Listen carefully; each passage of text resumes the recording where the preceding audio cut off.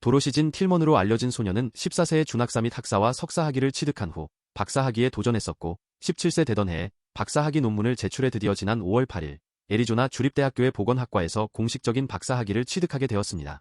도로시의 모친은 도로시는 어릴 때부터 학업에 남다른 두각을 나타냈다며 도로시가 7살이 되었을 때 그녀는 이미 고등학교 공부를 하고 있었으며 그때부터 도로시는 대학교 입학에 필요한 과목 선정과 함께 대학교 학점에 적용될 수 있는 시험을 치르기 시작했다고 말했습니다. 그녀는 애리조나 주립대학교에서 통합행동건강을 공부했습니다. 그녀는 자신의 박사학위 논문에서 미국 대학생들이 정신건강 치료를 제대로 받지 못하는 것에 대해 연구했습니다. 도로시는 학교 공부 외에도 시카고를 포함하여 가나 및 남아프리카와 같은 국가들의 소외 계층의 젊은이들이 과학, 기술, 공학 또는 수학을 잘할 수 있도록 도움을 주는 도로시 지니어스 스팀 리더십 연구소를 운영해오기도 했습니다. 도로시는 많은 사람들이 자신을 천재 소녀로 인식하는 경향이 있지만 정작 본인은 천재라기보다는 가장 가까운 사람들로부터 정서적인 안정감이 공급돼 자신이 무엇을 해야 하는지에 대한 동기와 목표의식을 가질 수 있었다면서 그러한 영향력을 끼친 한 사람으로 그녀의 어머니를 꼽았습니다.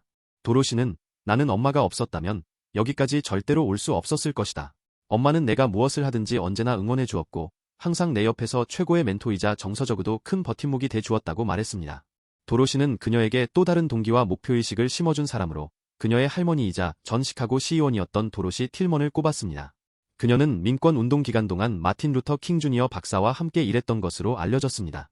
도로시는 나는 내 나이에 많은 것을 성취하고 이루었지만 내가 성취한 것보다는 내 주변에 항상 존재하는 가족이 더욱 의미있고 중요하다면서 꿈을 현실로 만드는 힘은 가족 간의 팀워크에서 비롯된다고도 말했습니다.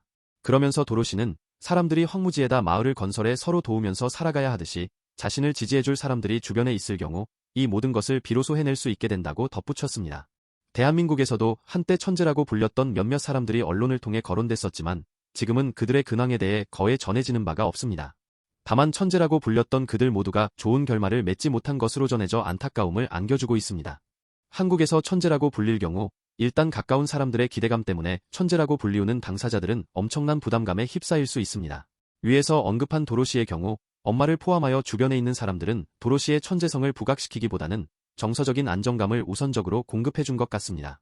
단지 그녀가 무엇을 할지, 하고 싶은 것은 무엇인지에 대해 주변 사람들이 관심을 가질 수는 있었겠지만 도로시의 천재성을 두고 그녀의 앞길을 미리 재단하거나 통제하는 방식으로 그녀를 압박하거나 부담감을 주는 행동은 주변에서 하지 않았을 것으로 생각됩니다. 미국의 학부모들 역시 자녀들을 향한 기대치가 존재합니다. 미국의 돈 많은 상류층에서는 자녀들을 공립학교보다는 비싼 사립학교에 보내면서 그들의 자녀들에 대한 기대치를 상당히 높게 설정하지만 그들의 자녀들 역시 직업이나 인생에서 성공적인 삶을 사는 확률은 그렇게 높지 않은 것으로 알려졌습니다. 물론 미국의 보통의 학부모들 역시 자신들의 자녀들을 좋은 대학에 진학시키기 위해 사교육에 투자하는 열성을 보이기도 하지만 전체적인 사회적 분위기는 한국처럼 사교육에 올인하는 방식은 아닙니다. 그리고 명문대학 진학을 목표로 자녀들을 들들 볶아대는 부모들의 자녀들은 대학 진학 후 방학이나 휴일 기간 동안 집에 오는 것을 꺼려하면서 부모의 영향권으로부터 벗어나고 싶은 경향을 보이기도 합니다.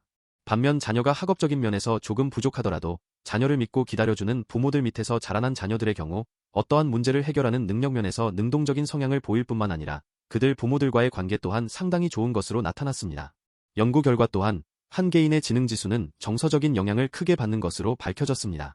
그래서 지금 시대에는 천재를 구분할 때 이전처럼 기계적으로 지능지수만을 측정하는 것보다는 정서적 측면이 크게 강조되는 감성지수 또한 크게 반영하고 있습니다.